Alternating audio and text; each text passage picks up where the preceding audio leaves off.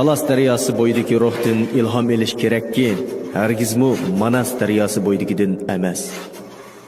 Ular Xitoylarni Sharq Turkistondan boshlab qo'g'lab, Saddiqinning ichiga tiqvatgan edi.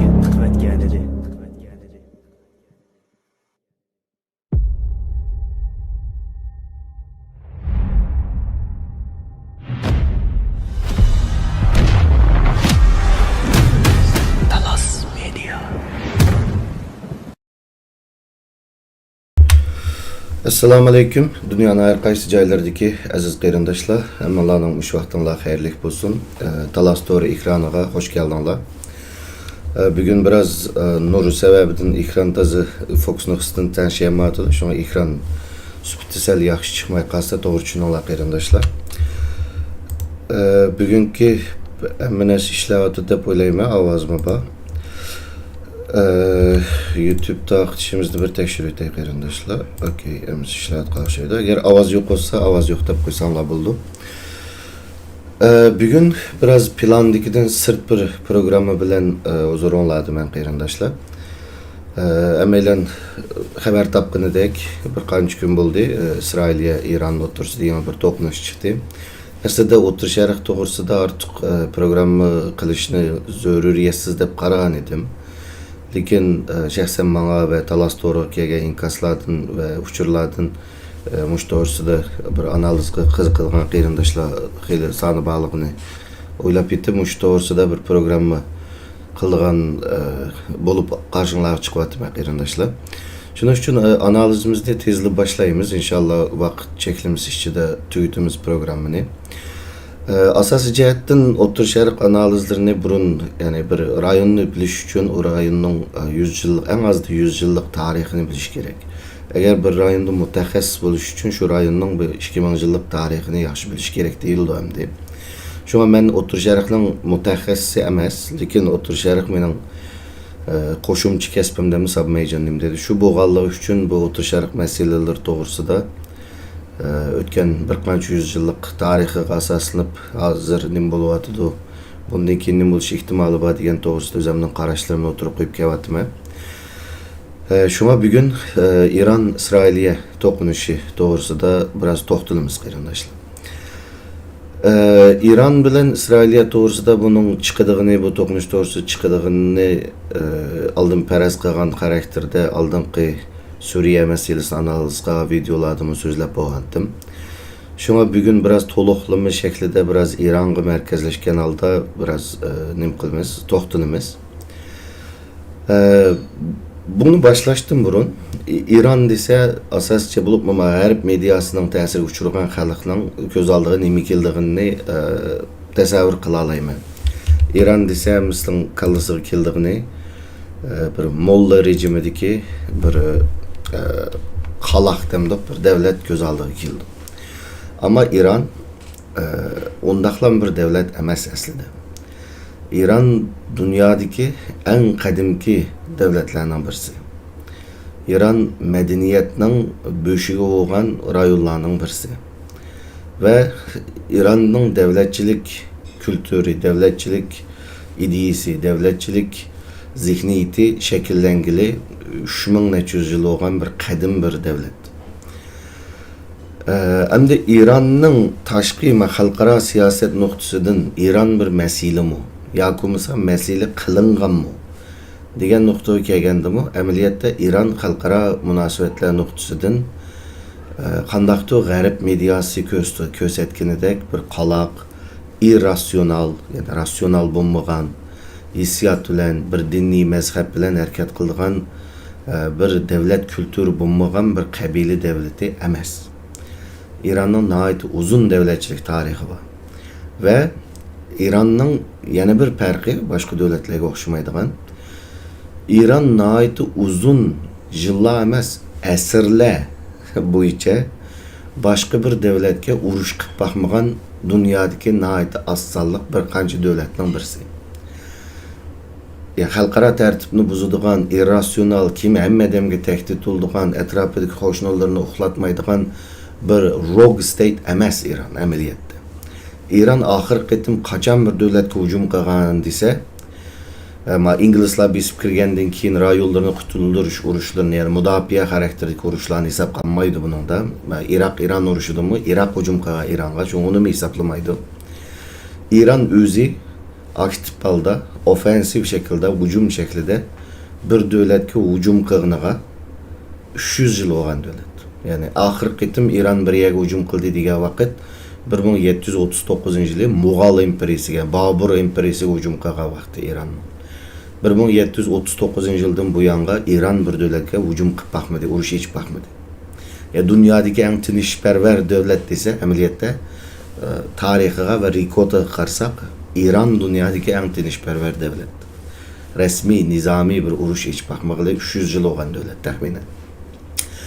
Ama ula tehdit bolgandan keyin G'arb medyası olsun, yakomisi ma'u sünni mezhebine asas kılgan devletler olsun, nait qabih düşman şeklinde köstülüdü İran hem. Burundan da muştahmetdi, biraz İran'ın tarihi kirsek, İran'ın tarihi burundan bundak emesti. Selçuklar devrinden keyin Türkler tahminen 1000 yıl İran'ın baş koygan buldu. Türklerin baş kuruşu tuttu. Hatta Osmanlı ile İran uruşqa vaxtladık uruşladı mı? Sefevi devleti mi? Yanılı Türkleriydi onun beşidikiler. Yani İran özü Selçuk devleti kurulgandan tatip ta 1923 yılı buluşmuş, 21 yıl. Hatta buluşmam kesim kalmaktı. 1920 yıllar geçe Türkler baş koygan bir devlet idi. Tabii ki İran'ın Şiileşinden keyin Türkler bilen Şiileşken İran halkı Şiilikni asas kılgan bir devlet buldu. Ama şu Sultan Süleymanlar bilen Sultan Kanuni, Sultan Süleyman, Yavuz Sultan Selim bilen uruşkan İranlıklar keyin ular kögensizler belki bularmı Türkler idi. Keyin bu hanıdallık almışıp İran'da Paris yani İranlık qinidan kelgan aile padişahlık çıktı. Şahlıkka padişahlık desek doğru muydu? Padişahlık Osmanlı'da. Bularda şahlık sistemisi var. Bu yerge çıktı. Keyin bular inqilab qilib o şahını düşürüp 1953 yılı mı 51 yılı tuncu saylangan baş ministerini saylap çıktı İran. Aldıdaki şah rejimi Amerika'nın en yakın ittifakçısıydı. İsrailiyanın kuruluşunu kollagan idi. G'arbperest bir rejim idi. Kim bu yerda inqilab bulup o şah kaçıdı G'arbke. Andan ki bu yerda xalq tuncu baş ministerini saylaydı. Muhammed Musadih diye adamni. Muhammed Musadih saylangan vaqtida İran'ın neftlikleri bütünley Angliyaning British Petroleum yani Angliyaning neft şirketi, yani Amerika'nın neft şirketi Shell buluş gerek hata isimli kalmasa. Şu ikisinin kontrollüğü deydi şahs vaqtida. Ki Muhammed Musadih çıkkandan keyin bizden bu neftliklerimizden halkımız paydalaş gerek. Bunlar çetel şirketleri paydalansı bulmaydı da nationalize kıldı yani uluslaştırdı. Neftliklerini, İran'ın neftlerini ulusunun mülküge aylandırdı. Xitayçaylık bizden hata şıltıgan tilimiz oyça devlet igidarlıqıga ötküzüp aldı değil. Şunun bilen bular Angliya ve Amerika'nın şirketlerine eğer İran'dan neft çıkarsan İran halkıga sen pul töleşin gerek. Burunqidek bizge 10 dolar төлep 90 dolarına kessen olmaydı. İran 60%'ını alırdı, 40'ını silah alırlar degendikin Muhammed Musadih halkının kahramanı aylandı. Tuncu seküler baş minister yani. Ama Amerika ile Angliyanın düşmanı aylandı Muhammed Musadih. Ve o nimege kelip, saylanmıge kelip, 1-2 yılga kalmayla 1953 yıl buluş gerek. Muhammed Musadih'ni Amerika'nın CIA bilen Angliyanın MI6 şike istihbarat teşkilatı harbiy özgürlüş kozgap Musadih'ni vazifesinden düşedi. Ve ilaqe keçip ketken şahını ekip tikledi qaytıda İran'a. Ve o şah kelgenden keyin neftliklerini yani Angliya ve Amerika şirketlerinden paydalanışığı içmedi. Şahmın aitı bir güzel demokratik adam emesti, o mu bir diktatörün aitı zalimdi ama G'arb devletleri kollaydı. Ve İran 1953 yıldan 1979 yılgacha Amerika'nın en yakın dostuydu Otur Şərqdəki. O vaxtlarda Enver Sadatlar çıktı, Hafız Esadlar çıktı, Saddam Hüseyinler çıktı, Yemen'de, Libya'da, Hemmiyədə isyanlar çıkıp İsrail'e karşı uruşlar boğa vaxtıda Ərəblər uruş qalanda İran Amerika tərəfdeydi. Keyin 1979-yılı İran'da Şah rejimi İran İslam İnqilabı deb atalgan bir xalq inqilabı tarafından Şah rejimi yıkıldı ve İran'ın şahı yani Amerika'ya kaçtı. Bu qitim kelgen olsa Hümeyni nimeden Fransa'dan geldi. O hukukni qo'lga olgandan keyin hozirgi sistemni qurib chiqdi. Oldidagi shoh o kadar zalim edi ki, onun istihbarat saqchi teşkilatları şu Suriye'de tushgan Bashar Asad'dan farqi yo'qdi onun. Ama Angliya ile Amerika'nın yakın dostuydu. Şunun için İran İslam İnqilabı başlanğan vaqtida bütün İran'daki solçulardan tatip liberallargacha, demokratlargacha hammasi Şahның zulmüdün toyup ketken xalq İran İslam İnqilabını qo'llagan edi. Ama teokratik bir dinni devlet kurulgandan keyin inqilabning tugagandan keyin ballarni yeydi deb eng avval solçular ve demokratlarni yo'qotishga başladı ve bugün kalıp geldi. İran İslam İnqilabı partlagan bo'lsa-mu, bu bir molla rejimi bo'lg'achqa, bular o'zining xalqiga ve o'zining armiyasiga ishonmaydi. Shuning uchun armiyaga parallel holda Revolutionary Guards deydi İngilizce, yani inqilobiy muhofizatchilar qo'shini deb bir narsa qurib chiqdi. Bu narsa amaliyotda İran ulusal armiyasiga paralel şekilde Şia molla rejiminin özünün armiyasıydı, özünü qo'daydi. Barbara bu armiya İran armiyasidan kuchli qalg'a keldi ve nəhayət imtiyazlı qalg'a keldi ve bugünkü İran rejiminin, İran'daki Şia molla rejiminin omurtqısı hala geldi. Yani bugün buluvatqa işini düşünüş için bu yani düşünüşümüz gerek. 2000 yıllar kelgandan tatip bu İran bilen İsrailiyanın bir-birisiga bo'lgan shuvar xarakterlik bo'lsa-mu ziddiyat texmi yuqori palliga chiqishi bilan tam Amerikaning enidiga o'xshash demokratiyani qo'llaydigan teşkilatları ve organları İran'daki rejimge karşı güçler arkalık bu yerda rejim o'zgartishni davomli sinab kelyapti. 2009 yılı bizde Ürümçi qirg'inchiligi chiqqanda İran'da mı isyonlar namoyishlar chiqdi, lekin molla rejimining qo'lidagi inqilobiy muhofizatchilar qo'shini shunchalik kuchli bo'lganligi uchun chiqqan barliq xalqning namoyishlari harakatni bostirib o'tib kelyapti hozirgacha.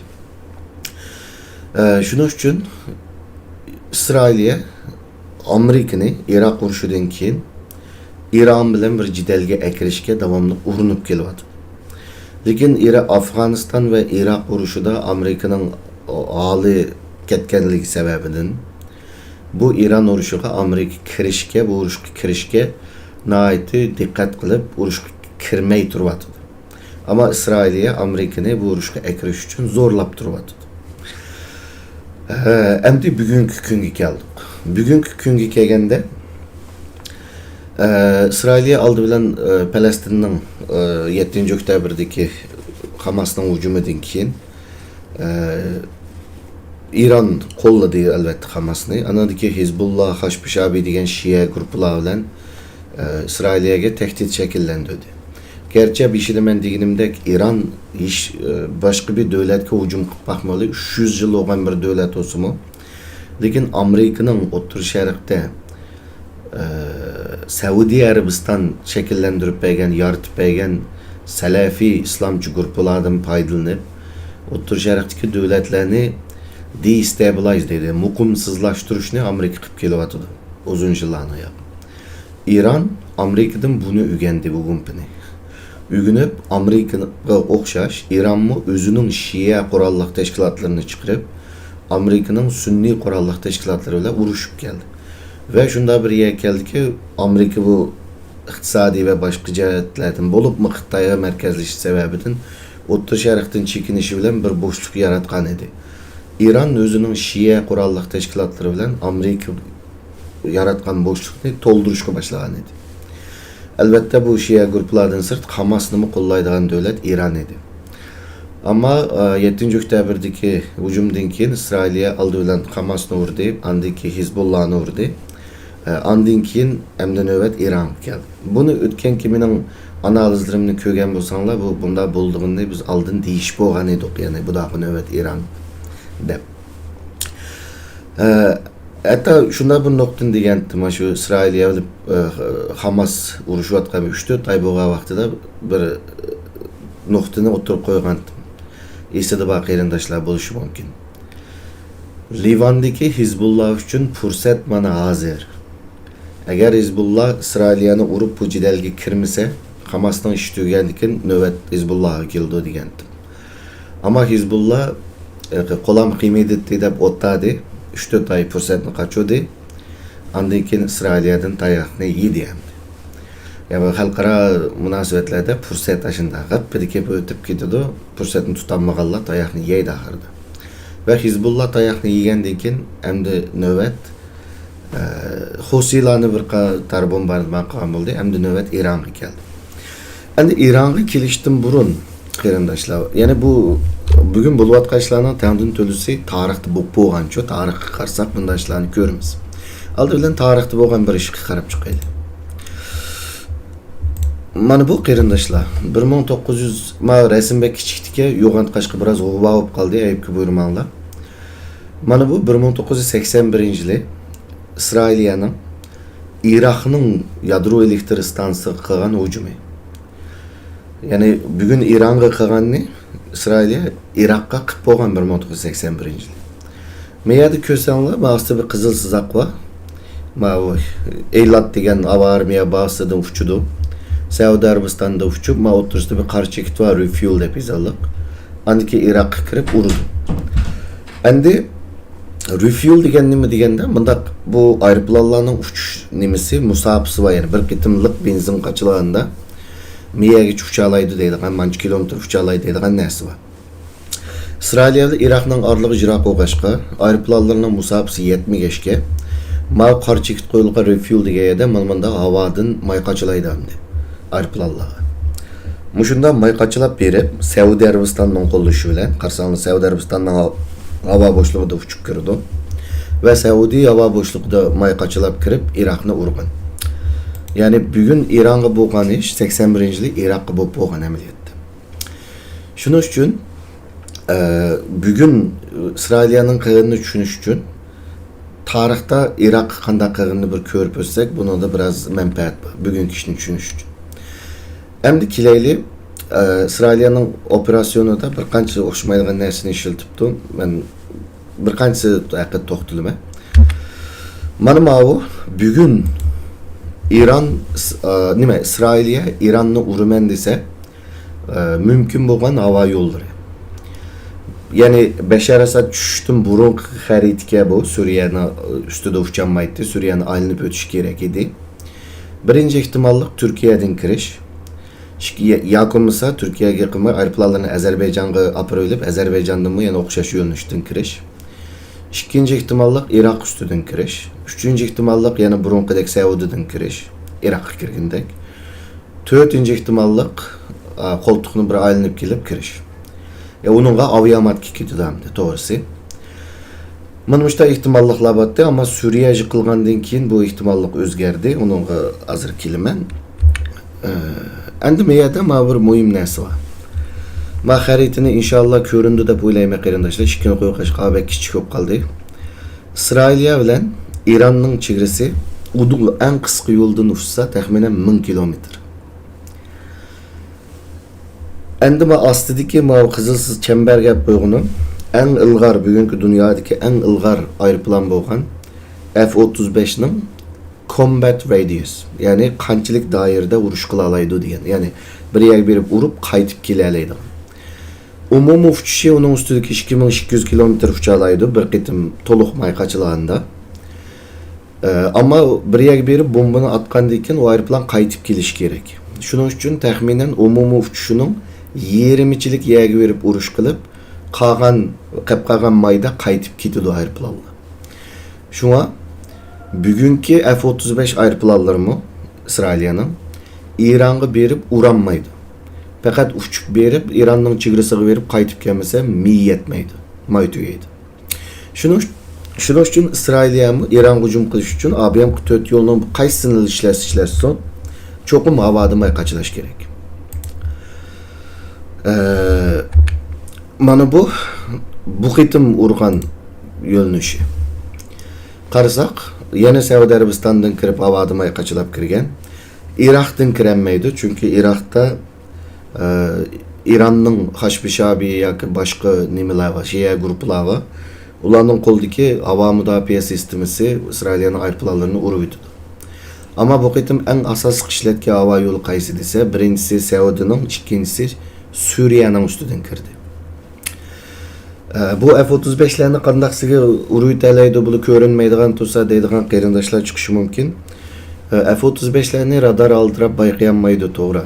Lekin mayqachilaydigan yuva aeroplan radarda shu to'ntashdakli ko'rinadi-ku. Şuna mayqachilaydigan aeroplanni havo mudofaasi va rayonda uchamaydi hech kim. Birinchi olubla etib tushirayotgan yuva aeroplan. Shuning uchun Suriyadan kirdi, Suriyaning yo'lidan. Bu yerda men o'tgan bir yilning oyog'i davatgan yana bir nuqta bor. Suriyadagi salafiy qurolli kuchlar amaliyotda kim uchun xizmat qilgani bu yerda yana bir qitim namoyon bo'ldi. Chunki burun Suriya bu vaqtida abim xaritin ko'sti. Mana mundaq Suriyaning ustidan aylanib o'tadi Isroil. O'tishga majbur edi. Chunki Suriyaning havo mudofaa sistemasi batdi. Mayqachilaydigan eng yuqori aeroplanni urib tushirib o'tishmek oson Suriya uchun. Ammo bizning Julani qarindishimiz Saudiyadagi salafiy ustozlarining buyrug'i bilan va İsroilning buyrug'i bilan Suriyani fath qilgandan keyin İsrailya bir kechada Suriyaning butun havo mudofaa sistemlarining hammasini yo'q qildi deyishgan tuqburun. Shuning bilan bu yo'lning istiqomati ma yo'l bilan ma'nodimi biraz Turkiyani ko'rsatibdi, amaliyot Suriyaning ustidan bevosita uchib o'tsa, hozir hech qanday nima qilmadi. Qarshilik.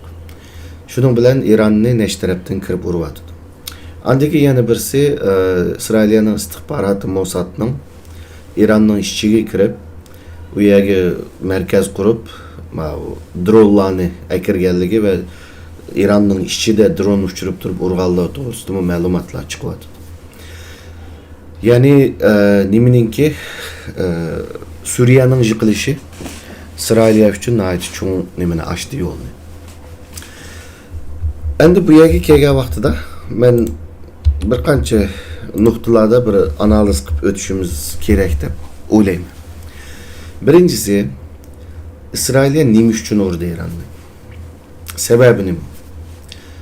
Sababi İsrailyaning deydigan sababi yadro qurollarini ajizlashtirish deydi. Bu amaliyotda bir bahona. Chunki urilgan nishonlar yadro elektr stansiyalari emas. Urilganlar İranning yadro mutaxassislari, ya'ni qanday bir davlat yana bir davlatning tabiiyan olimlarini qaslab o'ltirdi. Bu bir qaroqchi davlatning qildigan ishi hamdi. Yoki bir urush davriga kirmasa hech kim.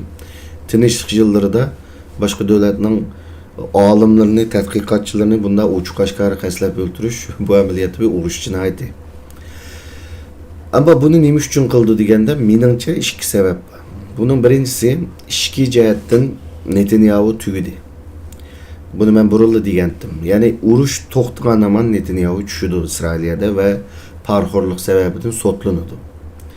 Shuning uchun bunda ishki jihatdan qaplashib qolgan, ishki jihatda yo'li qolmagan liderlar tashqi jihatdan dushman tepish orqali o'zini nihoyat xalqini qo'g'daydigan eng oxirgi adam ko'z tush orqali u bo'lmasa u davlat tugaydigandek narsalarni so'zlash orqali o'zining siyosiy umrini uzatishga tirishadi. Buni Netanyahu qilyotdi, buni turib Erdo'g'anni qiladi Turkiyada. Sirtidan dushman tepib, men bo'lmasam Turkiya tugaydi degan nimani berdi signal. Buni burun Stalin mi qilgan? Buni burun Hitler mi qilgan? Bu demokratik saylamda yengish fursati qolmagan diktatorlarning qilgan oxirgi yo'li bu. Mesela Xitoy mi taze acizlashib cho'kish oldida Tayvanga hujum qilishi mumkin. Bu bir ehtimolliklardan birisi. Faqat birisi, ammo shunday ehtimollik bor. Chunki Tayvanga hujum qilsa, iqtisodning cho'kishi, o'zining to'g'ri boshqaranmasligi, nurg'un ishlarni, o'zining savalligini tashqi dushmanga döngaplar, urush chiqyapsa vatanimizni qo'g'dishimiz kerak deb o'ziga bo'lgan xalqning qarshiligini bir kechida o'zini qo'llaydigan destekka, qo'llashga aylantirib oladi. Şuning uchun Netanyahuning qig'inining ichki sababi bu deb qarayman. Tashqi jihatdagi sababi nima? Tashqi jihatdagi sababi birinchisi Amerika jiqishlarga aralashmayman deb keyniga chekindi. Bu rayonni tashlab chiqdi. Bu qitimmi ila Amerikaning qanday qilganiga kelma, ammo Amerikaning biroz bu rayondan ijroqlashishi bir Amerika udul sababchisi bo'lib qolmaydi bu ishda. Andiki ikincisi xalqaradan kelayotgan bisim Falastindagi qirg'inchilik sababidan buni bir fursatga aylantirdi o'zi kelayotgan bisimni. Buni qanday tushunamiz degan vaqtimizda iliqi bir adam bir yolg'on gap qilgan bo'lsa, u oshkorlanib qilib chinishga boshlagan vaqtida uni yoshirishning eng yaxshi usuli uni oqlash emas, uni yepish emas. Chunki yolg'on oshkorlanib bo'ldi, oshkorlanyotdi. Uni yepishning eng yaxshi usuli texmi yo'g'on yolg'on gapdan birini qilish. Shuning uchun Falastindagi masalani xalqaradan kelayotgan narsani burash, haqsiz bir qirg'inchilikni o'zgartish qanday bo'ldi? Nisbatan qisman o'zini haqli ko'rsatadigan texmi yo'g'on vijidalni terish bilan bo'ldi. Yani İran'ın yadro quroli olsa bizga manda oldu deb o'zini haqli ko'rsatish uchun ko'z tutib turib oyada bo'layotgan qirg'inchilikdan diqqatni buraya oladi. Shunga tashqi sababi oyadagi narsani, ya'ni o'ziga kelgan bisimni, foydasiz ahvolni foydaliqqa aylantirish strategiyaning eng oddiy nimasi, prinsipi. Şunun bilan qilish. Endi nishon kim bo'ldi, maqsad nim bo'ldi deganda qaragan vaqtimizda biz kimni urg'uniga qaraymiz. Oldi bilan yadro mutaxassislarini, yadro ilmining olimlarini urdi. Buni zaten İsrailya burundan qiladi, kirib qaslaydi, partlatadi. Olimlarni uyida, bolalarning oldida o'ltirib buni chiq qiladi. Ama bu qitim oshkora qilishdi nima deganda, meningcha bu yadro masalasi bu bir nima, qalqon bu, bahona. Ama asli urg'an odamlar kim deganda inqilobiy muhofizachilar qo'shinining odamlari, generallari. Bu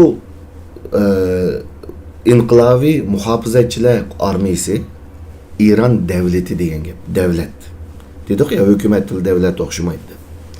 Shuning uchun bularning beshidiklarini urush bu bekchiq narsaga sabab bo'ladi.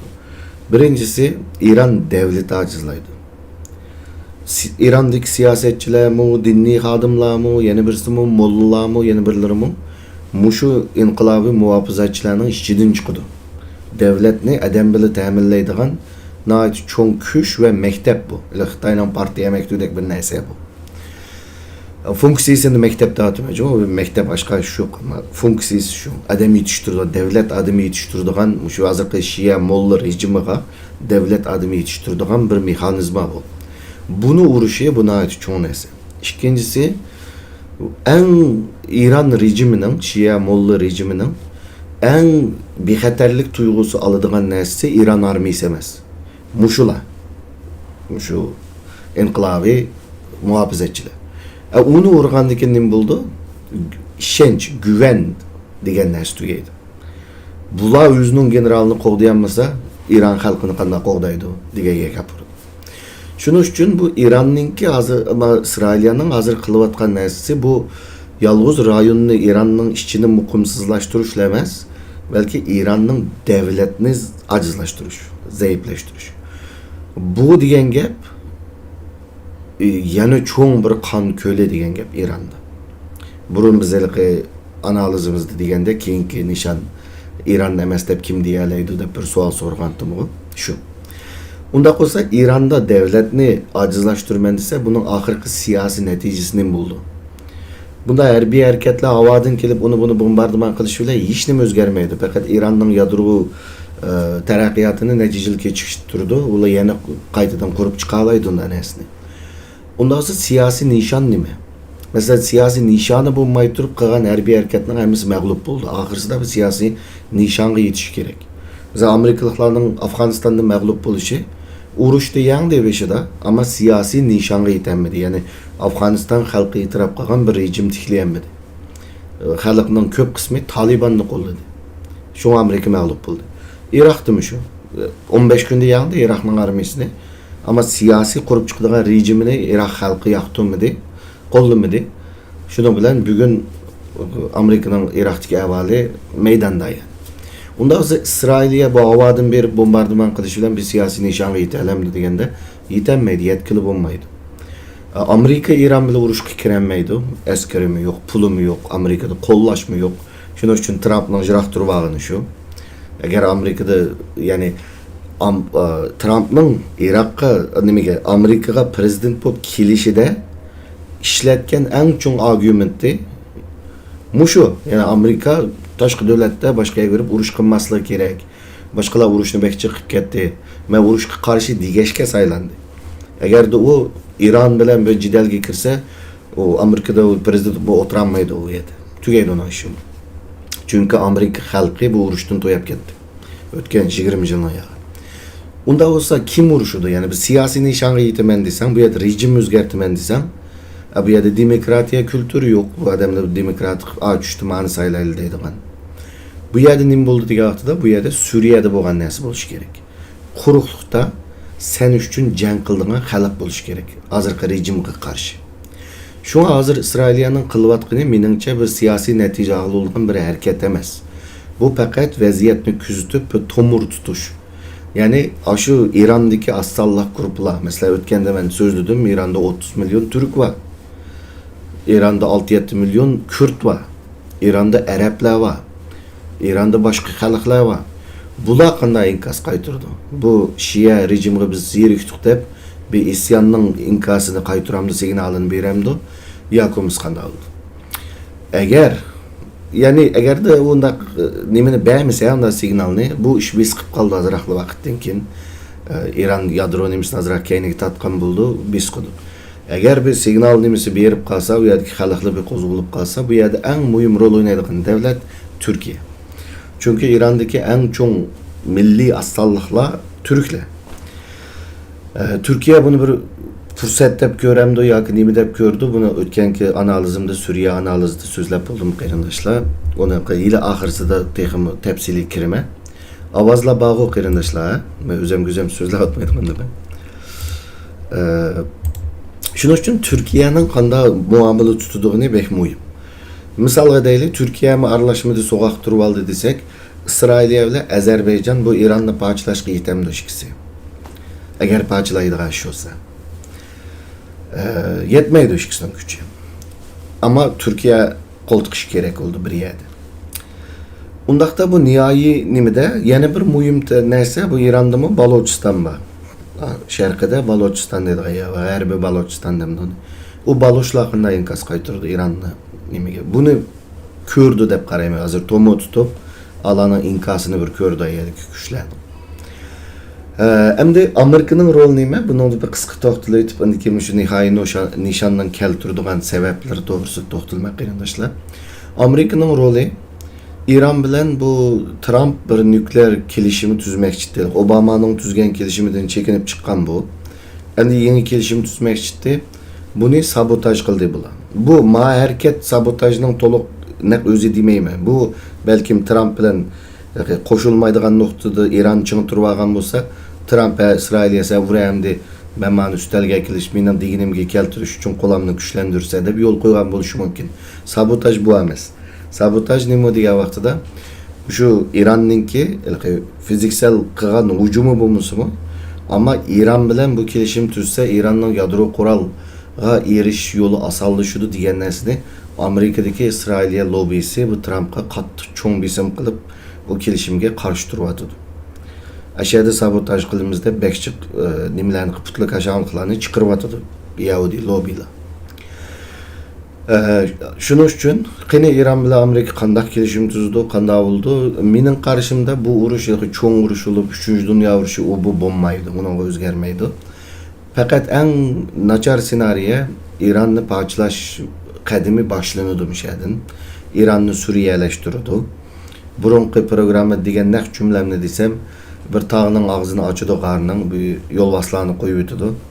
Ana diken İran'ı qalayimqon qildi ishchini. Onun kendinden bir işki uruş çıktı, uzuraydı. Andikin parçalandı. İsrailiyanın İran bilen 100 turanı uruşup, onu İran'ı yenidiğen alımı yok, coğrafyamı yol, bunun şaraiti yok. O İsrailiyene 300 ming askerini apırıp o İran'a bası tağlık rayonda o tayaklı yap inip kildi o. İnik o. Amerika basımı tayağını yap inip kildi o. Kuruqlıqda can qilish o havadan aeroplanda verip bomba etip inip kelishga o'xshamaydi endi. Ve bu havadan kılıngan bombardımanlarımı bir meseleni hal kılanmaydı. Amerika Kosovo'da Serbiya'nı bombardıman kılgandı mı kuruqlıqda Haşim Taçivat'ta kuruqlıqda uruşuvatkan. Libya'da Amerikalı Türkiye havadan bombardıman kılgan bolsa Nime'nin Trablus'un hükümeti Trablus halkı kuruqlıqda uruştu. Amerikalıqlar Irak'ta bombardıman kılgandı mı Kürtlü peşmerge korallanıp kuruqlıqda uruştu. Afganistan'da Amerika Taliban'la bile uruşuvatkanda ayadiki demokrat korallık güçler bilen Afganistan'daki Özbeklerinin güçü Taliban bilen kuruqlıqda uruşuşqa yetmedi. Şunun üçün havadan bombardıman qilish hech qanday ishni hal qilolmaydi. Quruqliqda uruşadigan adam bo'lish kerak uning uchun. O adam kim o? O adamni topa olamdi. İran'daki Türkler mesela İran'ni tadqiq qilgan, İranşunaslar qanday qaraydi desa, Amerika İran'daki Türklerde yani İran'daki Azerbaycanlık Türklerde ularni Kürtlerge o'xshatib qalsa bo'lmaydi. Çünkü Kürtler Irak'ның ma qismi bizning Bağdat ulçatığımız yok. Kürdistan bizden digeşki uruştu. Suriye'deki Kürtler mi? Fırat Deryası'ndan mayıkı bizden Şambili çatığımız yok digeşki uruştu. Yani özden rayonunu kutkuzuş için. Ama İran'daki Türkler bütün İran bizden dep qaraydı. Çünkü İran'da Türkler 1000 yıl başladı. 1000 yıl. Şunun için İran'daki Türkler tekrarına karşı uruşmaslık mümkün Kürtlerge okşayış. Çünkü bunlar için İran bütün bir ve İran'ın hemmisi bizden dep qaraydı bular. 1000 yıldan yağı bu devletini biz baş koygan bizden devletimiz dep qaraydı. Şuna Kürtler bilen İran'daki Türklerini okşatışkı bulmaydı dep qaraydı ki İran mutaxassislarinikini okusam. O yerde ben bilmeyim ras şunda qaramamdı ben İran'da onda kirip koçulap bakmadım qarindaşlar. Şunu şu açta qarashlar bakayım. Endi İran'daki Araplarına ait az bu mesele. Endi bunun İsrailiya'nın İran'ını bunda qilishi bilen dunyoga berilgan signalni, bütün dünya hazır nima signalni aldı degende. Birinchisi bu İsrailiya xalqaro qonunni tonimaydigan, ishni tonimaydigan bir terror davlati ekanligi bu aniq bo'ldi texmo. İkincisi dunyoga berilgan signal şu. Shimoliy Koreyaga yoki Xitoycha aholi Chaushyan degan davlatga hech kim teganmaydi. Ama Amerika'nın onu çaynap pürküv etkisi var. Lekin tegenmeydi. Neymiş için? Ulanın yadro kuralı var. Ama yadro kuralı yok devletlerinin hemmesi tegeleydi Amerika. Birdim palakşırın çıkırvadı. Demek dünya nemi mesajını alıyordu bunun da, nemi signalını aldı. Eğer Amerika'dan ya İsrailiya'dan dayak yemeymen desen, yadro kuralı buluş gerek. Şunun için menimce bu İran'ın yadro kuralını bakanı İran'la uruşu, əməliyyatda yadro qurallarının kengayib ketişiga sebep bo'ldi. Sizlarcha hozir Erdo'g'an o'tirib, to'xtab yadro bombamiz bo'lmaydi degan kemmidimi o? Belkim Türkiye başlap bo'ldi, yadro qural yasashni yillar burun başlap bo'lgan bo'lishi mumkin. Nurg'un davlatlarga bu shunday signalni berdi. Yadro quraling bo'lsa, Amerika teganmaydi ki, yadro quraling bo'lmasa, tayoq yeydigansa, unda olsa hammamiz yadro qural tayyorlaylik degan yerga ketdi bunda qilsa. Şunun için bunun bir selbi tarafi bu hamdi. Selbi tarafi jihte en mühimi bu dep qarayman. Hamdi qarindoshlar, yana bir narsa ko'rsatay, buni burun ko'rsatgandim. Esinglarda bo'lsa, kim qazandı deb Suriyaning analizimning oxirisida bundaq bir narsani qilgandim. Mush ko'rsatgan yerimizga kelyaptishlar. Bu Kürdistan degan davlatning bo'linishi 4 davlatga deb burun ko'rgan bo'lishinglar mumkin shu programni ko'rganmisizlar. Köke İran'dan chiqadigan Kürdistan. Tabriz degan 30 milyon Türk var. Türklerning zimini. Shuning uchun bu Turkiyaga hem fursat, hem tehdit degan edim burun. Bu Türkiye uchun nihoyat cho'ng bir tehdit bo'layotgan. Mesela ben İsrail'e olsam, ameliyat bu İsrail'e emasda, bu qiliyotgan Angliya ameliyatda. Ben İsrail'e olsam, qanday qilman? Mesela Türkiye'ni mi Bu yer kelishdim bunu bir narsani deb o'tay. 2011-yili o deyman xato esim qilmasam. İsrailiya bilan bu nimening Saudining tashqi ishlar ministrlari bir birlashma bayonot bergan Amerikada bir yig'inda ko'rishgandan keyin. Shu yerda degan bir gapi bo'pti. Saudiya Arabiston va İsrailiya uchun kelgusida kuchlanib ketsa bizga tahdid bo'lgan davlatlar İran, Türkiye ve Suriye degan edi. Suriye'nin ishi tugdi. İran'ның işi başlandı. Andaki növbet Türkiye. Men eğer İsrailiyaning nimasi bo'lsam, davlat ahligi ishlaydigan bir adam bo'lsam, Türkiye'ni qanday yiqitdim? Zamonlar ko'rganinglardek, Liviyada bo'lgandek, Iroqda bo'lgandek, Suriyada bo'lgandek cho'qim bu davlatlar ishchidan urilishi kerak. Teshidan uranmaysiz, yiqitanmaysiz hech qanday davlatni. Ama işçiden bek asan, çak ketiş bek asan. Onda olsa ben İsrailiyaning davlat ahligi ishlaydigan bir analiz çok amasam, ben Türkiye'ni qanday yig'ishtirishni, qanday ajizlashtirishni, hatto parchalashni qanday o'ylashgan bo'lardim desanglar, manda o'ylashgan bo'lardim. Oldi bilan yenidagi bir Shia davlatni qalayimqanchilik chiqaratdim. Ondan keyin o Shia davlatga qarshi sunniylarni qurollantiratdim. Elbette Türkiye'nin hükümeti mezhepçi bir siyaset yürgüzüşü ve Sünnilerinin g'amguzari qilinishi kerakdi. Ve bu Sünni devletten urush chiqqan. Men qalayimqan qilgan Shia hukmronlikdagi Sünni nüfus ve bu devletten 100 minglarcha, qila olsam milyonlarcha Sünni ko'chmanni Türkiye'ye ko'chiratdim. Xuddi Afg'onistonda urush chiqqanda Sovet bilan 1,5 milyon Afg'onni Pokistonga ko'chagandek ko'chiratdim.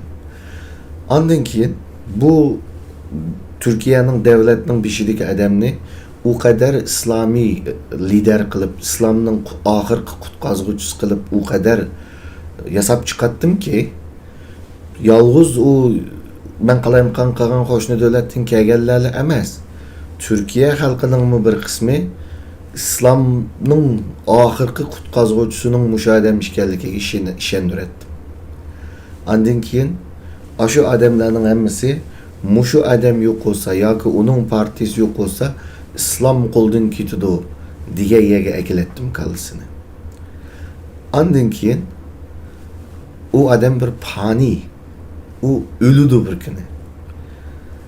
O ölgandan keyin onun o'rniga keldigan Cumhuriyetçi partiye bu milyonlagan ko'chmanlarning ve o Türkiye'nin özüdümü İslamның oxirgi qutqazg'uvchisi mushu deb o'ylab qolgan turklarning nazarida islom yo'lida biz shariat quramiz deb ketyapsak, yana bu kamalist dinsiz partiya keldi, islom tahdidga uchurdi degan bir shok yashaydi.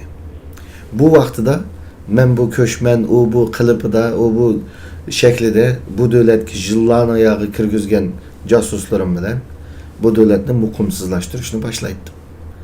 Biz şeriat yolda ketayotgandik, dinsizlar hükümetga keldi deb bu davlatni qalayimqonlashtiratdim va ishga urush chiqaratdim.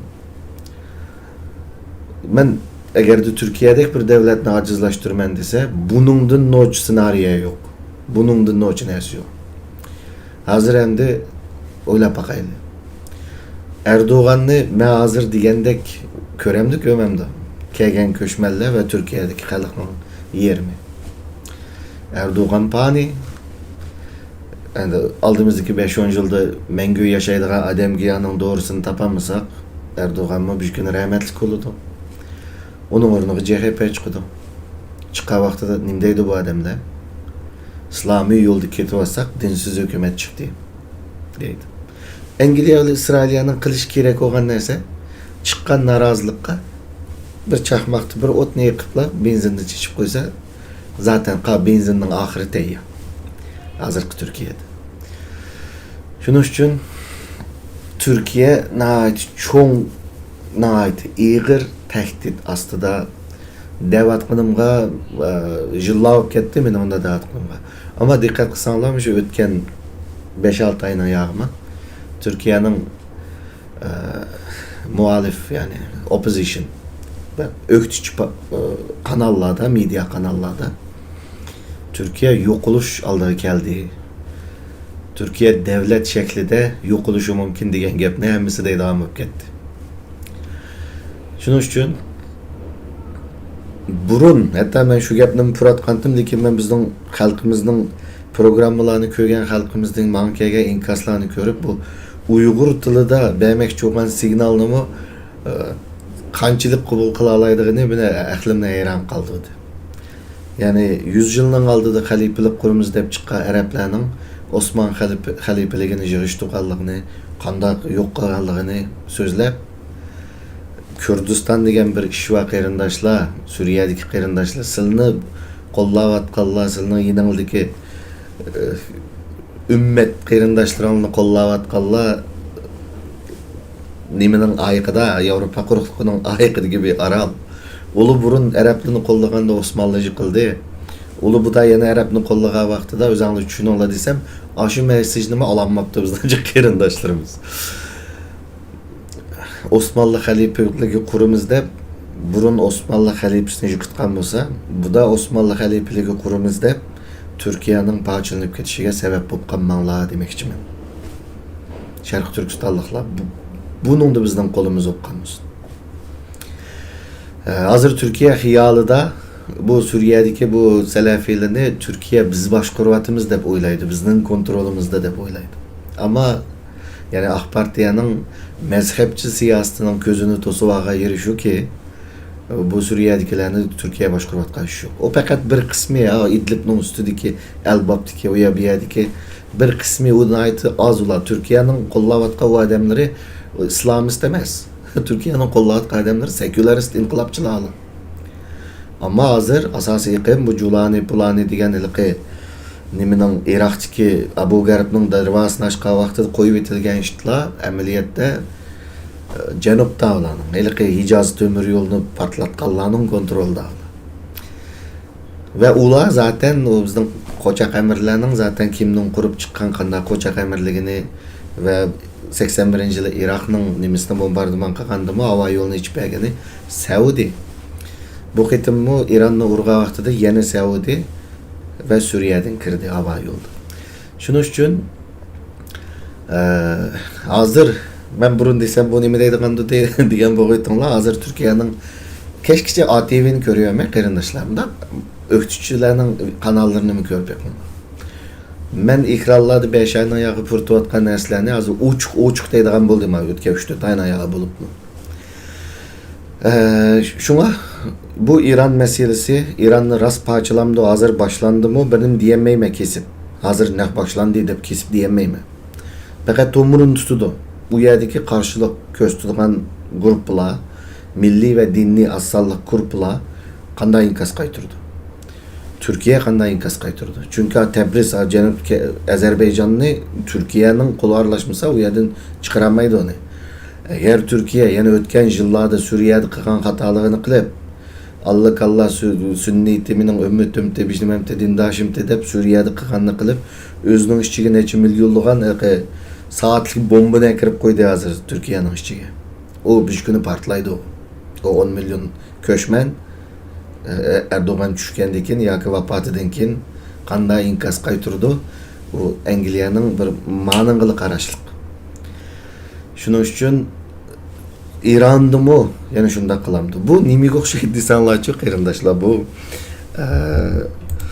o'tgan shu yillarda Libiya, Suriye, ondan hozir İran degan bu nimega o'xshaydi desanlar biz kichik vaqtimizda buvam etgan cho'chaklar, qizim etgan naqshlar deb unalg'u lentisi vatdi.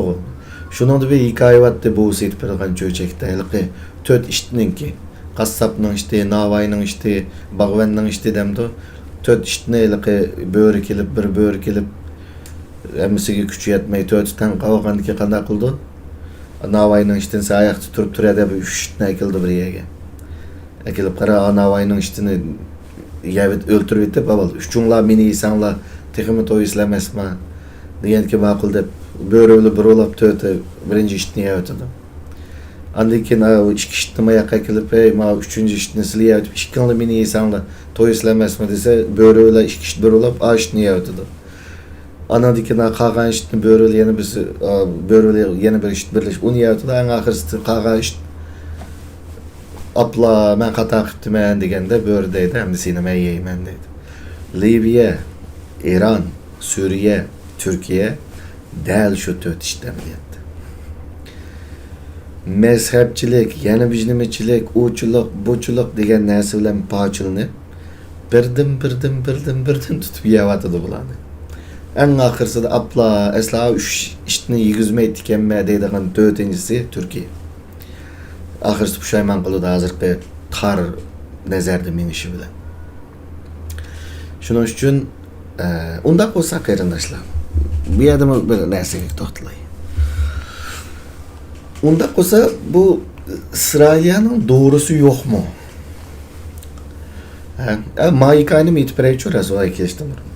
Burun tırılış topu da itipege hikaye. Halkara münasibetlerde manda bir gap var.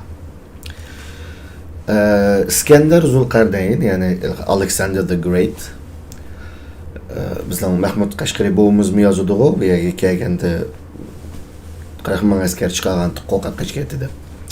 Muşu bugünkü Makedonya'dan Afganistan'dan tübügiçe, Afganistan'gacha bağına bizning çigrimizacha. Tarihteki en danlıq 3 generalның birisi yani. Mındaq bir hikaye var. Bu adam şu Sokratos bilen okşaş devirde yaşayan adam bolsa kerak, hata isimli qalmasa. Bu adam Sokrat var, Yunanlarning pelasufi. Şunu da soraydı ki, ben muşta şarq qarab seferge chiqman. Nurgun ellarni boysundurman. Şu şarqda itimning baralığa yerigichi barman. Bu jarayonda bana uçurgan yavaylarni, yani xalqlarni qanday qilay bularni? Qirib o'ltiraymi? Bularni rahimdillik qilaymi yoki adil boshqaraymi? Qanday qilay desa, Sokratos shunday javob bergan. Sen bularning farqini tep chiqib, bu xalqlar qanday o'xshamasliklari bor. Farqini tep chiqib, shu farqlardan foydalanib, bularning o'ttirisiga jidal terib qo'yib, o'zing sotçu bo'lib ol. Ular derdini aytib sana kelsin deydik. Bu hikaye rasmı yağanmı bilmeymiz. Ama G'arbning o'tgan 500 yılning yağı O'rta Sharq va Sharq qilibatqini dal mushu. İngilizlar Hindistonda o'xshash qiladi. 4 tabiiy bo'ladi kast sistem deb. Terisi eng aqraqlarni siladigan Aryallarning nasli eng no'ch xalq sizlar. Terisi sal qarrani sizlar ikkinchi sinf. Onundan qarraqlarni 3-chi, onundan en qara teri rengi en qara kelganlarni bular meynet bilan tutqulunmaydi deb 4 bölüp birbirisiga jidalga silib, bu 2-chi sinfdagilar birbirisiga soqishib qolsa, Hindining oldiga bormay, inglizdan sotiga boradi, o'zi sotchi bo'lib oladi. Inglizlar Amerikada qilgani shu. Indian qabilalarni jidal qilib, o'zi sotchi bo'lib oldi. Bugun O'rta Sharqni qaranglar, Falastinni berib bombardimon qiladi, qarasanglar kelishdigicha Amerika. Teği O'rta Sharqqa Britaniyaning evetken O'rta Sharqning tinchlik alayda elchisi nima Tony Blair 2007-yili Iroqda Falastinni bombardimon qilgan bosh ministr. Ya'ni qo'ylarning jidiliga elchi olib, el qildigan odam bo'lib bo'rni evet. Bu G'arbning ishi quyib. Shuning uchun bu rayondami bo'layotgan ishning hammasi mana shu. Men Sunni, u Shia, men Turk, bu Kürt, bu bijnima, o bijnima deb paçılınıp bəgəşkə Qassablı Navay'nın yani bizim 4 işitini paçılab yiyəndə buluvatqa iş bu. Undaq olsa İsrailiyanın doğrusu yok mu? İsrailiya tetidiğen İsrailiya nimidin qoqdu? Elaqə bayraq götürüp çıkıp Allahu Ekber, Allah deganlardan qoqmaydı qarindaşlar. O teşkilatlar zaten bolup mu ötken 20 neçə yılın yağı dünyada bayrak götürüp çıkan Sünni Kurallı güçlerden G'arbga qarshi resmi urush qilgan faqat bir Taliban. Onundan başka hech qaysi G'arbga qarshi urush bakmadı. Hatta G'arb uchun ishladi. Qurolliq Shia guruhlar G'arbga qarshi urushdi, ammo ularga zaten G'arb o'zini ma'var qilmadi. Qurollangan Sunnilar jihad bilan berib o Shialarni zaten tedi. Bundan biz Uyg'urlarmi dünyani tushunishimiz minchilik o'g'ashqa bizning nasibimizdan aldık bu ishlar. Ondaqda İsrailiyaga tetadigan nim bor? İsrailiyadan kimdan qo'rqadi? İsrailiya nimidan qo'rqadi? Mana bu qarindoshlar. Amerikadagi yoshlarning yoki Amerika xalqining yosh farqiga qarab İsrailiya ya Falastinni qo'llash nimasi? En sol tarafdakisi qarasanlar total degan jami, ages degan 18dan 29gacha, 30dan 49gacha, 50dan 64, 65dan yuqorisi bular Amerikaning average yani o'ttirchisi. Onun o'ttirsidagi bo'lsa, yana o'ng tarafdagisi, Amnesty'ning o'ttirdagisi bo'lsa, Cumhuriyetçi partiyaning ishchi. En o'ng tarafdagisi Demokrat partiyaning ishchi. Bu yerda qaraydigan bo'lsanglar, qiniq to'qran İsrailiyani qo'llash, o'ttirdagi kulrangsimanlar ikkili taraf qaysi bo'lsa men anim chatim deydiganlar. Seriq rang bo'lsa Falastinni qo'llaydiganlar. Qarasang avval o'ttirdan kelaylik qarindoshlar. O'ttirsa qarasanglar, Cemide Cumhuriyetçi Partiyanın içinde 52% İsrailiyani qo'llaydi, 19% çatığı yok, 5% Palestinni qo'llaydi. Lekin bunu yaşlarga bölgende qaranglar. Astidan ustiga jumi 65 yaşdan yuqori, ya'ni Cumhuriyetçi Partiyanın içindeki ölemejan qiyirlarning 70% İsrailiya qo'llaydi, 3% Palestinni. 50 yaşdan 64 kishi o'g'allarning 61% nimani qo'llaydi, İsrailiyani, 17% çatığı yok, 3% Palestin. Onu yana üstüge çıkarıp qaranglar, en üstüge. 18 yaşdan 29 yaşgacha o'g'allarda Cumhuriyetçilerning ichida İsrailiyani qo'llaydiganlar 28% kuchudi. Yoshlarda Palestinni qo'llaydigan yoshlar 12%. Hamda o'ng tarafiga qaraylik, Demokrat partiyaga. Astidan ustiga 65 yaşdan yuqori o'lamijan qiyirlarda İsrailiyani qo'llash 25% bo'lsa, 18 yaşdan 29 yaşgacha o'g'allarda 7%. 30'dan 49'gacha 12%, 18 50'dan 64 kishilarda 18%. Az Falastinni qo'llaydiganlar bilan hammasinin totalsini yoshdan 2ga bo'laylik. Hozir mana qaraydi. 18dan 50 yoshgacha o'g'allarga qarsak, ustidagi ikkisini qo'shsak, Demokrat partiyada Falastinni qo'llaydiganlar 74%, İsrailiyani qo'llaydiganlar 19%. Cumhuriyetçi Partiyaga İsrailiyani qo'llaydiganlar 67%, Falastinni qo'llaydiganlar 19%. Amerikaning average'ida, Amerikaning o'ttirichisida İsrailiyani qo'llaydigan 18 yoshdan 50 yoshgacha o'g'allar 37%, Falastinni qo'llaydiganlar bo'lsa 50%. İsrailiyaning nimadan qo'rqadiganini ko'rdinglarmi? İsrailiyaning qo'rqadigani Amerikadagi yoshlar. Bu burun bunda emasdi. 70-80 yıllarda Amerika degan 80% İsrailiya tarafdi. Ama İsrailiyaning qilayotgan bu urush jinoyatlari Amerikadagi yeni avlod qabul qilinmayotdi buni. Ve hozirgidek mansa men deyman-ku 50 yoshning ustidagilarda umid yo'q deman, bekor demayman. Bütün dünyada hamma millatning 50 yoshning ustidagilar bilan 50 yoshning ostidagilarning dunyoga bo'lgan ko'z qarashi, dunyodagi masalalarga bo'lgan inkosi, havo kilometri, AI, robot, yana bir narsa, yashanganlar sug'urtasi, domestic violence.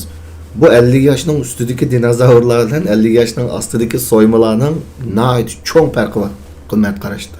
Bütün dünya shu. Shuning uchun inshaalloh dünya sistemisi bularni cho'ng'igan siri, qiyragan siri Falastinni qo'llaydiganlar İsrailiya tarafga o'tib ketamdi, bilmaymiz. Ama onun nisbatini aytib tuvan. Chunki yoshlik vaqtida shakllangan ideologiya bu zaten bularning giliga yonchuqur bevosita taqishadigan narsa emas. Amerikaning umumyuzlik o'ttirisini qarta deyapman. Siyosatchilar setilishi mumkin.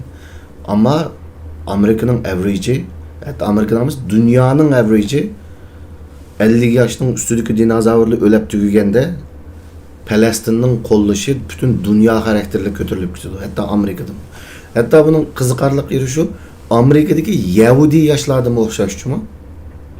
Amerikadagi 65ning ustidagi qari Yahudilar İsrailiyani jon deb qo'llaydi. 50 yoshdan tushgandan boshlab bo'libmi 18dan 29gacha, ya'ni 18dan 30ga vaqtgacha Amerikadagi Yahudi lobbining eng cho'ng endişesi nima? Yaşlarımızı yuturup koyuvatımız. Bütün yaşlarına şu başlangıçtan tatip yılda İsrail'e kapırıp bulanı terbiyelep minisini juyup aşında kılıvası mı? Lekin Amerika'daki Yahudi yaşlar hakikatini körep kılıvatıdı. Şunun için aziz vatandaşlarım, Allah kılıp kar bayrağını götürüp çıkallar. Ne İsrail'e karşı, ne Amerika'ya karşı, yeni bir şeye karşı. bir pay okatmaydı qarindoshlar.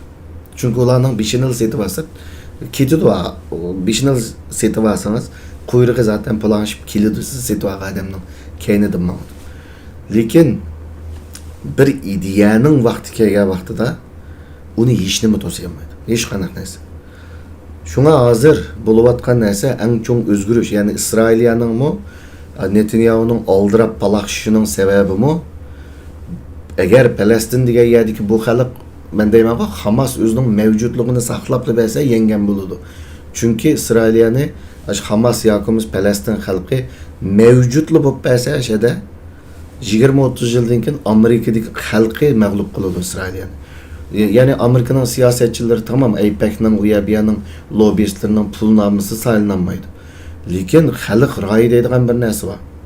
Bugün Amerika'nın average'ida İsrailiyani qo'llash 31, Palestinni qo'llash 16 o'qashqa xalqning ra'yidan bekrak AIPAC'ning puli noch ko'ringan bilan, ammo kelgusida Amerika xalqining 60% Palestin taraf, 40% İsrailiya taraf bo'lgan vaqtida AIPAC'ning puli qutqizolmaydi bu siyosatchilarni.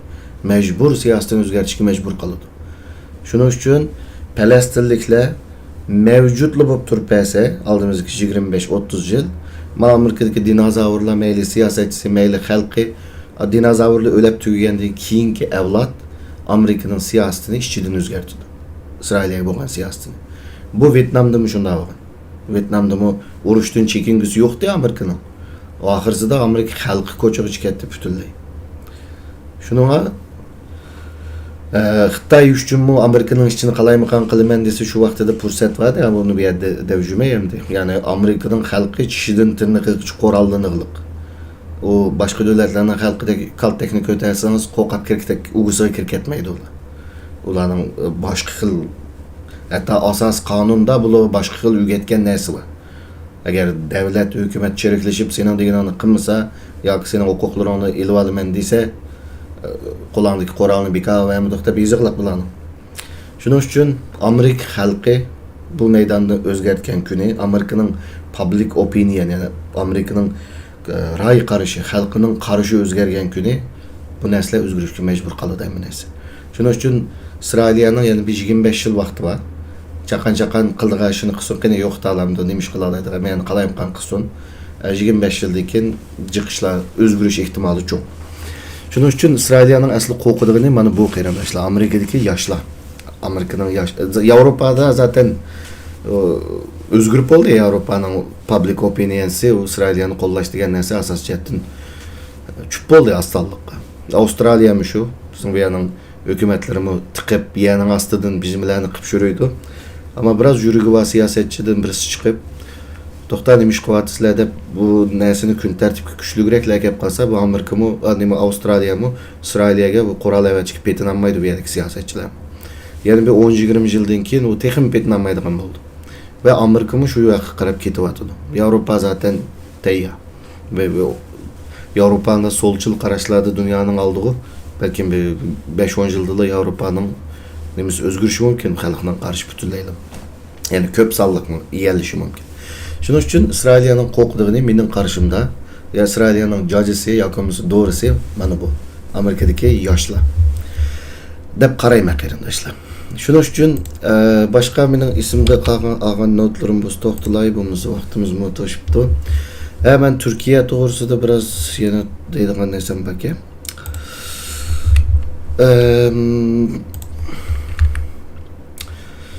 Yani burun Hicaz temir yolu to'g'risida to'xtalgan to'q. Bir Sharq Turkistonlik buluş bütün bilen qarindoshlar. Yaqindan bu yan anlagan bir qancha xabarga men rastdan desam nahayat ümidsizlandim. Bu bo'lsa-mu birlari chiqib debdi, Sharq Turkiston Islom partiyasi o'zini yani shu yerdagi odamdan birisi debdi. Biz Sharq Turkiston Islom partiyasini taqib etib Suriyaga qo'shilib ketdik. Suriyaning ulusal armiyasi qo'shilib ketdik debdi.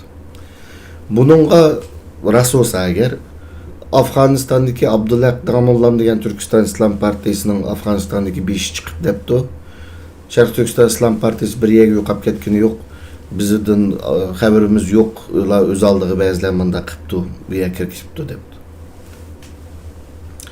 Bu nerede tutsak bir kamlaşmagan bir haberler bu.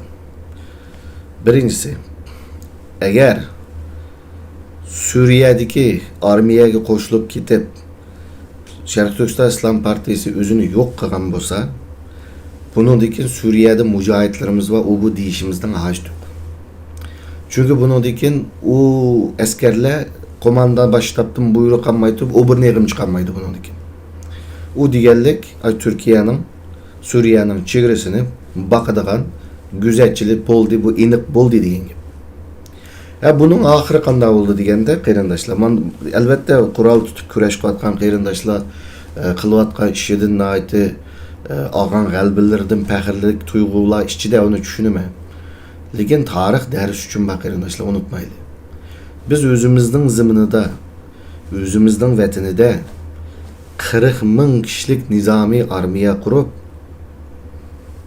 ahirda yo'qitib qo'ygan haq. 40 ming kishilik milliy armiya qanday yo'q bo'ldi qarindoshlar? Xitoyning 5-korpusiga aylantirilgandek yo'q bo'ldi. O'zingning ziminida, o'zingning tuproqini dastlab turib, o'zingning xalqingning ichida seni davlat armiyasi qo'shib yo'qotgan bo'lsa, xalqning yoqi yurtida, xalqning uning ustiga Suriya bu unda sal qaraydigan yer emas, bu bek murakkab yer. Bu yerda seni davlat armiyasiga qo'shgan bo'lsa, seni qo'rib parchalab yo'qitib etishdiga hech nima emas qarindoshim. Hech nima emas. O'zingning ziminingda 40 ming armiyaning, 40 ming kishilik armiyaning o'zingning xalqingning ichida turib bir armiyaga qo'shdi bilan yo'qoldi. Shuning uchun bu nayt bo'lmag'ur bir narsa, xabar rasulsa. Agar yağan bo'lsa, Abdullah Tanbollam degan bir kishining Afg'onistondan chiqib, bular biz bilan aloqasi yo'q odamlar o'zi qilibdi, bizning nimamizni anlamabdi desa, bu texmi qo'rqinchli xabar, chunki bu Turkiston Islom partiyasining Sham sho'basi bilan Afg'oniston sho'basining ikki bo'linganligi yoki hech bo'lmasa fikr ixtilofi borligi ko'rsatdi. Bular o'z oldiga bosh-boshdoqlik qilib ketgan bo'ldi yoki bo'lmasa bular kelgan manfaat u bu narsalar o'zining yo'lidan ayrilgan bo'ldi. Texmi qo'rqinchli bizning benschorimizning tezisi chiqargan vaqtida, ya'ni bular Suriya armiyasi qo'shilib ketgan bo'lsa, bizning benschoning tezisi tugaydi. Ya'ni bu Xitoyning kontrolida degan narsa tugaydi. Xitoyning kontrolda bo'lish uchun Sharq Turkiston Islom partiyasida ham bir tashkilot bo'lish kerak, quruq shuar to'lab Xitoyga o'qatmaslik kerak. Shu vaqtda Xitoyning tashviqoti uchun ishlaydi. Ama bular Sharq Turkiston Islom partiyasi deganni o'chirib Suriya armiyasiga kirib desa, Xitoyga nima foydasi qoldi uning? Xitoy ko'zor o'zining qo'ldagi ko'zorni o'zi yo'qitib o'tgan bo'lmamdi. Shuning uchun bizning benschoning tezisi bu yerda churiydi-da. Ya bular armiya qo'shilib ketgan bo'lsa, Xitoy bilan aloqasi yo'q degan gap. Ammo Abdullah Tanbollam degan odamning degan gapi bizning benschoga yerim nima berdi? Rasional nuqta berdi, ya'ni kuchliga berdi. Ya'ni bular ikkiga bo'lindi. Suriyadagilar Saudiyaning, Turkiyaning, Angliyaning kontrolida Suriya armiyasi qo'shilib ketdi. Ammo Afg'onistondagi Xitoyning adimi shunga bo'lsa yo'q qilsanglar bo'lmaydi, biz propagandalarimizni qilolmaymiz, shuning uchun qaytib kelinglar deb vaqagan bo'ladi. Bu rasosimi, ya'ni bu tezis rasosimi, bu biz uchun texnik falokat xabar. Shunga bu o'tgan 2-3 kunning yoqi bu xabar qo'shilib ketdik desimi bir afat xabar bu. Uzun vadagi bo'lib turib yo'q dedi-da, Suriya armiyasi rasmiy qo'shib kelsa, sen ap qo'ymaydi u yerda. Yo'q dedi-da. Bu 10-20 yilga bo'lib yo'q dedi-da. Bizning milliy armiyani yo'qotganda. Ikkinchisi, Afg'onistondagi odam qo'pab, sizlar gap anglamay chiqibsizlar, biz tex yo'qolmadik desa, bu texmi berbat xabar. Chunki ikki boshlilik bor, ikkiga bo'linish bor. Uchinchi texmi berbat deri bizning benschoning tezisining yerimini kuchliga qiladi. Shunga bu asli Suriyadagi qarindoshlarning qilishi kerak o'qish bu emasdi. Asli yo'tkilish kerakdi. Suriyadagi ish tugagandan keyinla yo'tkilish kerakdi. Hatto yo'tkab akitayli degan davlatlarning chiqqanligi va uni rad qilganligi to'g'risida xabar oldim men. Rost bo'lsa, bu texmi berbat shu. O'zingning vataningning chegarasida, o'zingning vataningga qarab, vataningning tegiga qarab chegarada turmay, u yerda turmaysizlar. Asli turduğu yer avu. Bu Suriye'nin bir cık adamlar Suriye dese uruş olgan bir berbat bir yer dep oylaydı ki İran'ın maçta oylaydı cık adam İran unda emas ameliyatda. Suriye'nin bir burun tiriliş toplarda digen bolsam bir yerde bir dep ötüp gitay qarindoshlar. Suriye dünyanın şunda bir merkezi ki bu. Araplarning qo'liga o'tgandan keyin bu Sham nima deb atalgan bo'lsa-mu bu shaharlar. Bu Araplar bu yerga kelishdan burunmi bu Roma imperatorluğu davridimi bu Alexander Zulqarnaynning vaqtidimi bu Suriye'den besib o'tgan adamlarni bir sanab baqaylik. İskender Büyük, Alexander Zulqarnayn. Julius Caesar, Roma'nın imparatoru. Annekin tez atlıtay. Kim bayana? Paris'nin generallarını sanmaylı olanı zaten üç körüsler Müslümanlar. İslam tut borok Paris'larını. Dimo, Halid bin Velid. Bir yerde uğraşkın, soğaşkın. Annekin kim o? Yavuz Sultan Selim. Onun dikin Sultan Baybars, Mongollara karşımış Suriye'nin çegraları duruşkadı. Onun dikin yani tez ötküzsek ahırkısı kim o? Napolyon. Bonaparte. Napolyon Mısır'a çıkkanda ben Müslüman, elhamdülillah benim ismim Ali Bonaparte deb çıkıdı o. Ahırısı Suriye'nin şu vaxtdaki Suriye vilayetinin Akka Kalesi'de Osmanlı'ya yenilip kaçkıydı. Manı muşundak ya yani tek sanısak da Salahaddin Eyyubi var ki, nemi var ki, King Baldwin var, Richard the Lionheart var. Ya dünya tarihi değil 20 tane yolvas kögen bolsa, o 20 yolvasının en az da 13-14'i Muşe'de bir boğuşkan. Suriye'de. Bu mucunda bir devlet.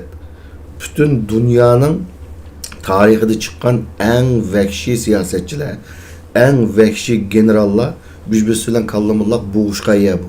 O hazır hiç özgergin yok. Şunun için bundak mürekkep bir coğrafyada tok kıdı dünyadan çıkıp boy Türkiye, Malasya'dan bilet verdi uçtuk. Çıgradı Süleyman Soylu güle güle dedi kırdık yolunla açık olsun dedi kırdık diyen bunda çıkıp kalan qarindoshlarımız bir yerde yama asan kartop oynayıp gidiyordu. Şunun için aslında benim arzuyum başkaydı. Ama ülgiremedik, yetişemedik. Allah yardımcınlar olsun. Ama ben yukarıda diyen senaryonu herkes unutmalı qarindoshlar. Bundan 100 yıl burun hilafet kurumuz diye Araplar Osmanlı'nı yıkıtkandı.